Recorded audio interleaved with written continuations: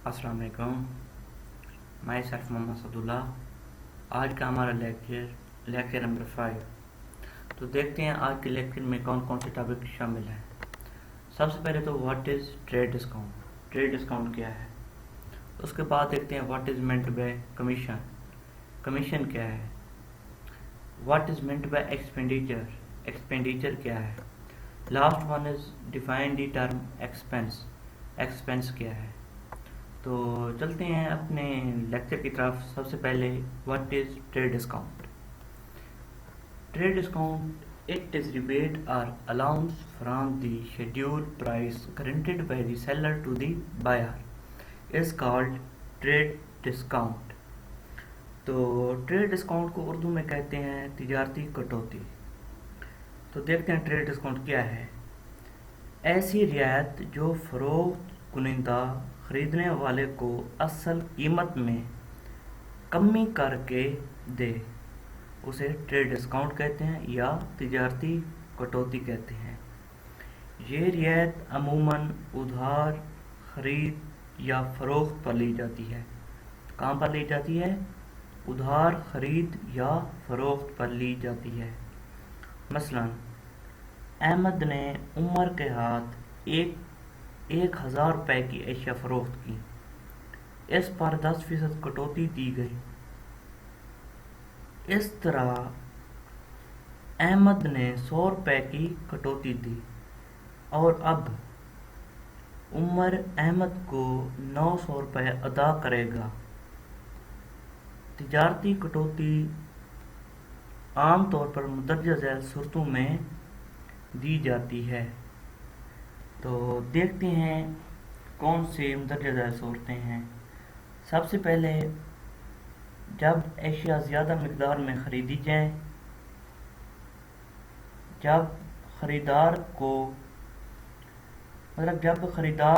कोई पुराना या मुस्तकिल गाहक हो, जब ख़रीदार को मुस्तकिल गाहक बनाना मकसूद हो, या जब एशिया किसी दोस्त ताजिर के हाथ फरोख्त की जाए, जब तिजारती कटौती एक रस्म या रिवाज बन जाए। तो ट्रेड डिस्काउंट को बाकायदा किताबों में दर्ज नहीं किया जाता, बल्कि कटौती मनफी करके बकाया रकम का अंदराज किया जाता है। तो देखते हैं इसकी मिसाल में उमर अपनी किताबों में मुबल्लिग 900 रुपये की ख़रीद माल दर्ज करेगा, मतलब परचेजेस अपनी दर्ज करेगा।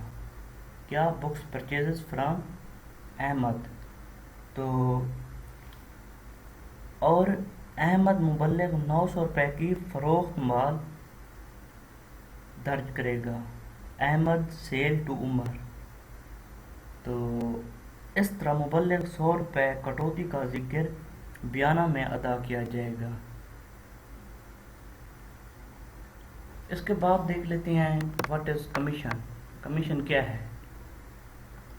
Commission it is a form of remuneration for services rendered by one person to another person। Commission वो मुआवजा होता है जो एक शख्स दूसरे शख्स या इदारे को इसलिए देता है कि इस शख्स या इदारे ने एशिया का सौदा करवाने या ख़रीदने में किसी तरह से इसकी मदद की हो, किसी भी तरह से हेल्प की हो। यानी जब कोई शख्स या इदारा किसी दूसरे शख्स या इदारे की एशिया ख़रीदने या फ़रोख्त करने में किसी किस्म की मदद करता है, इस खिदमत की औस वो शख्स जो मुआवजा वसूल करता है, तो उसे कमीशन कहते हैं। उम्मीद करता हूँ समझ आ गया होगा कमीशन। तो चलते हैं नेक्स्ट टॉपिक की तरफ। देखते हैं next topic what is expenditure. Expenditure क्या है? An expenditure take place when asset or service is called expenditure। So simple है, असासों या खिदमात के असूल के वक्त जो अखराजात होते हैं उन्हें एक्सपेंडिचर कहते हैं। Last one define the term expense. Expense क्या है? اس کو سمجھنا بہت ضروری ہے. It mean on expenditure whose benefit is finished or enjoyed immediately such as salary, rent, etc. تو ایکسپینس کو اردو میں اخراجات کہتے ہیں.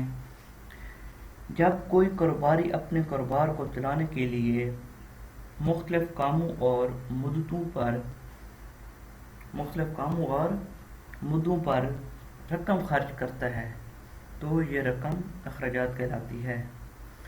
مثلا ملازموں کی تنخواہیں ہو گئی، اس میں دکان کا کرایہ، ایڈورٹائزمنٹ کا خرچہ. یہاں یہ وضاحت بہت ہی ضروری ہے کہ جب کاروبار کو پیسے خرچ کر کے اس کے عوض کوئی ٹھوس چیز نہ ملے بلکہ صرف خدمت ملے تو وہ اخراجات کہلائیں گے. کیا کہلائیں گے؟ اخراجات کہلائیں گے. لیکن جب پیسے خرچ کرنے یا خرچ کرنے کے وعدے پر کوئی ٹھوس چیز مل جائے تو وہ اثاثہ کہلائیں گے. مطلب کوئی بھی چیز جیسے فرنیچر ہو گئی، مشینری ہو گئی، دکان خریدی جائے تو یہ اثاثہ کہلاتا ہے. اثاثہ کسے کہتے ہیں؟ اثاثہ کہتے ہیں ایسٹ کو. ایسٹ کیا ہے؟ وہ چیز جو فیوچر میں ہمیں کوئی فائدہ دے، ویلیویبل ہو، تو اسے اثاثہ کہتے ہیں. مثلا ہم کوئی دکان پرچیز کرتے ہیں، وہ بھی ہمارا ایک ایسٹ ہے کیونکہ فیوچر میں ہمیں بہت ہی بینیفٹ دے گی. یا ہم کوئی مشینری پرچیز کرتے ہیں، وہ بھی ہمارا ایسٹ ہے، وہ بھی ٹھوس چیز ہے، وہ بھی ہمیں فیوچر میں بہت زیادہ فائدہ دے گی. تو صرف خرید مال اور سپلائر وغیرہ ایسی ٹھوس چیزیں ہیں جن کو بطور خرچ درج کیا جاتا ہے. کون سی چیزیں؟ صرف خرید مال اور سپلائز وغیرہ ایسی ٹھوس چیزیں ہیں جن کو بطور خرچ درج کیا جاتا ہے. آج کا ہمارا یہ لیکچر تھا. ملتے ہیں نیکسٹ ویڈیو میں. تب تک کے لیے رکھیے گا اپنا بہت سارا خیال. اللہ حافظ.